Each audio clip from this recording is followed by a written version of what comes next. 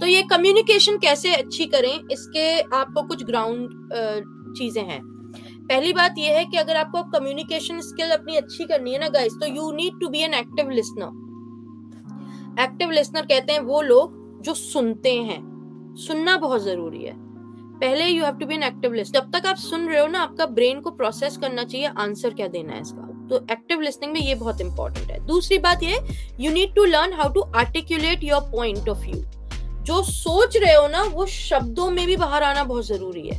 ठीक है, तो सही शब्दों का चुनना बहुत जरूरी है। तो अगर आपको लगता है कि मेरी कम्युनिकेशन अच्छी नहीं है, तो सेंटेंसेस को दिमाग में पहले फ्रेम करना सीखिए, आर्टिकुलेट करिए, और अपना पॉइंट कम से कम शब्दों में सामने वालों को हमें समझाना होता है। बेटर और इफेक्टिव कम्युनिकेशन उसी को कहते हैं। ये नहीं कि एक टॉपिक को पकड़ा और आधे घंटे में बंदे को हम कन्विंस कर पाए। ऑन दी अदर हैंड, आपकी अगर कम्युनिकेशन स्ट्रांग है ना, तो आप 4 सेंटेंसेस में भी किसी को कन्विंस कर सकते हैं, या 3 सेंटेंस में भी कर सकते हैं। तो अपने वर्ड्स को चूज करना वाइसली, कहते हैं ना, अक्लमंदी से, बहुत जरूरी है। तो ये करिए। फिर होता है फीडबैक, प्रोवाइड योर फीडबैक। जब आप किसी से बात करते हैं और आपको लगता है कि, फिर आप उनसे पूछिए कि जो मैंने अभी आपसे डिस्कशन किया इसमें कहाँ कमी रह गई है। अपने लोगों के बीच में, अपने फ्रेंड सर्कल में फीडबैक जानने की कोशिश करिए। तो क्या होगा ना, जब हम बोलते हैं तो कई बार वो वर्ड सुनकर प्रोसेस नहीं हो पाते, कई बार हम बोल रहे होते हैं, क्योंकि सेंसेस ना, कुछ लोगों के मल्टीपल सेंसेस एक साथ चलते हैं, बट मेजॉरिटी लोगों के जब आप बोल रहे होते हो ना, खुद भी याद नहीं रहता कि क्या बोल दिया मैंने, वाली बात है। तो हमें you need to make sure you look for feedback. अपने लोगों के, अपने आसपास लोगों से बात करिए, फीडबैक लीजिए कि कहाँ आपको लगता है, और फीडबैक प्रोवाइड भी करा करिए। फीडबैक एक दोनों तरफ की प्रोसेस है। फीडबैक लोगे तो खुद बेटर होगे बोलने, फीडबैक दोगे तो दैट मीन्स कि तुम एक एक्टिवली सुन रहे थे, एक एक्टिव लिसनिंग के पार्ट थे। तो ये बहुत इंपॉर्टेंट है। फिर ऑब्जर्व एंड लर्न सबसे बेस्ट स्किल है। अगर मैं कहूंगी अपनी लाइफ में कभी आपने किसी काम पे सीखना है ना, तो ऑब्जर्व करो एंड लर्न। मतलब कोई चीज सीखनी है तो विजुअल से सीखिए। जैसे कोई, मैं आपको इतना बड़ा पेपर दे दूं और बोलूं ये पढ़ लो, इसमें इंस्ट्रक्शंस हैं, पढ़ने के बजाय अगर मैं तुम्हें ऐसे समझाऊं और तुम इसे वॉच करो एज अ वीडियो या as me as a person, मुझे इंसान की तरह देखकर, तो तुम्हारी मेमोरी में कम्युनिकेशन उसकी बेटर होगी। मतलब तुम ज्यादा बेटर तरीके से उन चीजों के बारे में बात कर सकते हो। एग्जाम्पल है, जैसे एक मैच है, मैच के बारे में इसने पढ़ा और मैच को इसने देखा।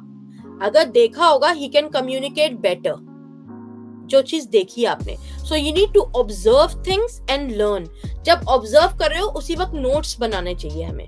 जब हम कुछ ऑब्जर्व करें कि okay this point is good, that point, although बहुत आसान होता है चीजों को रिकॉल करना। जो चीज आपको पसंद है, इफ यू लाइक समथिंग, तो रिकॉल करना आसान होता है, बट नॉट ऑलवेज आप रिकॉल कर सकते हो चीजों को, राइट? तो बेस्ट तरीका होता है ऑब्जर्व, लर्न, राइट, ताकि जब बोलने की बात है तो मुझे पता हो मेरे को कौन कौन से पॉइंट्स बोलने हैं। ओके फिर अपनी प्रेजेंटेशन स्किल बेटर करिए। कम्युनिकेशन स्किल का ही पार्ट होता है प्रेजेंटेशन स्किल्स। अगर कोई आपसे कह रहा है आके 2 मिनट इस पे बोलिए, तो आपकी जो बॉडी की प्रेजेंटेशन है उसकी हम बात कर रहे हैं। लेट्स से कोई आपसे कहता है कि इंटरव्यू देना है, उस पर 10 मिनट की प्रेजेंटेशन देनी है, फिर हम एप्स या प्रेजेंटेशन वेबसाइट्स की बात कर रहे हैं। बट प्रेजेंटेशन देने के लिए जो बॉडी लैंग्वेज चाहिए होती है, जिसमें कॉन्फिडेंस होना चाहिए, शोल्डर अपराइट होने चाहिए, बॉडी स्ट्रेट होनी चाहिए, आंखों में आंखें डाल के बात करनी चाहिए, ये स्किल बेटर करिए। और ये स्किल ना मैं बोल दूंगी, इससे आप समझ लोगे, पर ये स्किल डेवलप करने के लिए ना आपको कूदना ही पड़ेगा। थोड़ा सा अपने आप को अनकंफर्टेबल करना पड़ेगा, थोड़ी सी ट्राई करनी पड़ेगी ऐसी सिचुएशन में। अनकंफर्टेबल इसलिए क्योंकि लोग घबराते हैं प्रेजेंटेशन देने में, थोड़ा सा ये नॉर्मल होता है, थोड़ा सा नर्वस होना नॉर्मल है। बट अगर आप घबरा रहे हो, इट्स अ गुड थिंग। आप नर्वस हो, बट घबराहट से पीछे मत हटो, उसको फेस करो चैलेंजेस को एंड मूव फॉरवर्ड उससे। तो प्रेजेंटेशन स्किल्स बेटर करने के लिए भी मैं कहूंगी प्रैक्टिस बेस्ट है। एप्स होती हैं डिफरेंट प्रेजेंटेशंस के। अगर कोई जॉब है जिसमें प्रेजेंटेशन स्किल बेटर कर रहा है, पार्ट ऑफ कम्युनिकेशन, तो आप उस ऐप को एक्सप्लोर करिए, नई नई चीजें बनाइए। तो मेरी इनिशियल एडिटिंग स्किल 0 थी, पर अब इतनी हो गई है कि मैं उसको एक रफ कॉपी प्रोवाइड कर देती हूँ चीजों की। तो ये सब चीजें सीख के आती हैं। प्रेजेंटेशन स्किल्स आपको सीख के ही आएगी, वो भी ऐप को डेमोन्स्ट्रेट करना सीखना, ये आप प्रैक्टिस करके आएगा। और थर्ड नहीं मतलब फिफ्थ या सिक्स पॉइंट है, लास्ट पॉइंट पे जब हम आते हैं तो you need to practise how to write. Communication skill में सिर्फ बोलना ही नहीं होता, कम्युनिकेशन स्किल आपकी राइटिंग स्किल पे भी आती है कि आप ईमेल्स के रिप्लाई कितने अच्छी तरह से दे देते हैं, लोगों को आप लिख कर कितने अच्छे से समझा सकते हैं। अगर लाइफ में आपने सक्सेसफुल होना है तो अगर आप कम्युनिकेशन स्किल की बात करो तो ये पैकेज डील है। राइटिंग बहुत अच्छी होनी चाहिए आपकी, और राइटिंग के ऊपर भी प्रैक्टिस है। You need to practise how to write. तो पहले किसी टॉपिक को स्टडी करो अच्छे से, उसके बारे में जानो, जब लगे स्टडी में आप चाहे कर सकते हैं या वीडियोस देख सकते हैं, आपकी मर्जी है। बट वंस आपने रीडिंग अपनी कंप्लीट कर ली है, स्टडी कंप्लीट कर ली है कि हाँ अब मैं इस टॉपिक को अच्छे से जानता हूं, then you need to practise writing. अब उसके बारे में लिखिए, पहले पॉइंटर्स लिखिए, पहले पॉइंट्स लिखिए, फिर पॉइंट्स को एलैबोरेट करिए, क्योंकि communication is all about speaking, listening and writing. सारी चीजें इंक्लूड होती हैं कम्युनिकेशन स्किल में, ठीक है। तो I hope I have answered this question, but thank you so much. Virat, do you have any follow up question इसके बारे में? और जैसे आप, मेरे दो क्वेश्चन है। एक तो आपने कहा कि एक्टिवली सुनो, ठीक है। एक्टिवली तो अब तब सुन पाएंगे जब हमारे सामने कोई होगा। जब हम अकेले हैं तो उसमें तो फिर वो कम्युनिकेशन स्किल फिर उसमें तो अपनी दिखानी पड़ेगी, कोई सामने तो। कोई भी एक वीडियो उठा लो यूट्यूब पे, कोई भी वीडियो उठा लो और उसे सुनो पहले अच्छे से। पूरा वीडियो सुन लिया, जब आपने सुनो, नोट्स बनाओ, उसके बाद टॉक अबाउट दैट वीडियो, उस वीडियो के बारे में बोलो, आधे घंटे बात करो उसके बारे में। कम्युनिकेशन स्किल्स डेवलप हो जाएंगी तुम्हारी। You will be active listening skill भी होगी, राइटिंग स्किल भी हो जाएगी और बोलने की भी आ जाएगी तुम्हारी। हाँ बोलो। सेकंड दूसरा ये, जैसे आप एक्टिव लिसनर बनोगे और आपने कहा मेमोरी भी अच्छी होनी चाहिए, तो फिर मतलब एक उसमें अगर मान लो किसी कंसंट्रेशन अच्छी है ही नहीं, तो फिर वो कंसंट्रेशन भी तो बढ़िया करनी पड़ेगी ना। देन राइट, स्टार्टिंग में इनको इंस्ट्रक्शंस देने पड़ेंगे। मेमोरी अच्छी नहीं है ऐसी जैसी कोई चीज नहीं होती दुनिया में, ठीक है। जैसे ब्रेन फॉग होता है, तो ब्रेन फॉग एक डिफरेंट चीज, कोई वजह होगी, खाना ठीक नहीं है, कैलोरी डेफिशिट है, सो नहीं रहे हो, कितनी चीजें कल हमने डिस्कस की थी। तो मैं वही बोल रहा हूँ, अगर वो सब चीजें अच्छी हो जाए तो फिर शायद वो जो एक्टिव लिसनिंग है वो और ज्यादा अच्छी हो जाएगी। एक्टिव लिसनिंग तो प्रैक्टिस से आएगी। ब्रेन फॉग आपको अपनी हैबिट्स ठीक करनी पड़ेगी। सारी चीजें कल जो हमने डिस्कस की है ठीक कर लोगे तो कोई अंडरलाइन हेल्थ इशू नहीं है अगर आपको, तो आपका ब्रेन फॉग चला जाएगा। और अगर नहीं जा रहा है तो you need to consult an specialist. पर ओवरऑल मतलब ये जो चीजें उसमें कहीं ना कहीं तक कंसंट्रेशन का भी रोल है, क्योंकि अगर आप किसी को एक्टिवली सुन रहे हो, जैसे कि कोई 5 मिनट बोला 10 मिनट बोल रहा है, तो फिर उसमें आपकी कंसंट्रेशन भी अच्छी होनी चाहिए।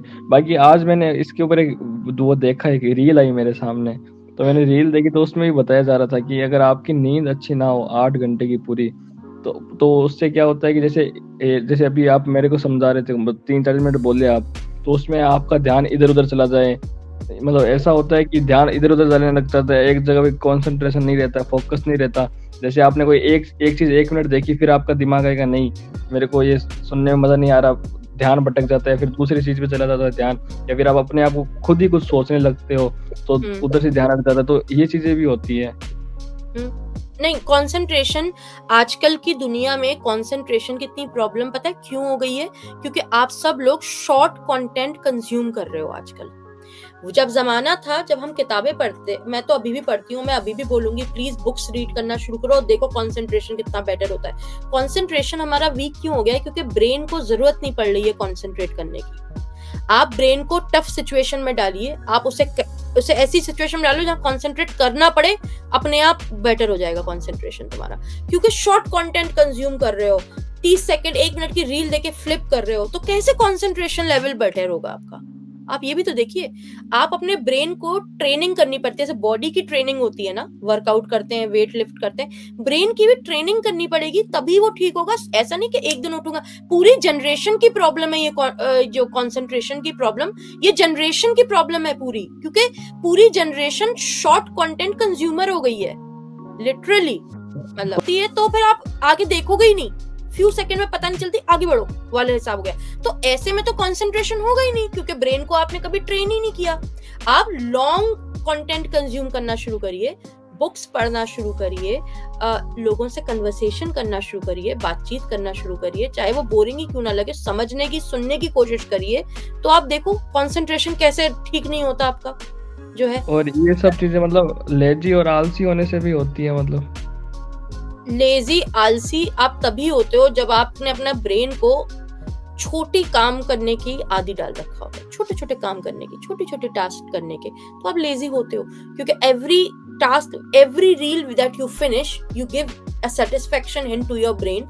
हल्के हल्के करके वो लेजी होने लगेगा, आलसी होने लगेगा। अगर कोई हेल्थ इशू नहीं है आपको, आप हेल्दी हो, यंग हो, खा पी भी सही रहे हो, सो भी सही रहे हो, इस सब के बावजूद भी अगर आप लेजी फील कर रहे हो, आप कंसंट्रेशन नहीं कर पा रहे हो, मेन चीज ये है कि आपने अपने ब्रेन को ट्रेन ही नहीं किया है ये करने के लिए।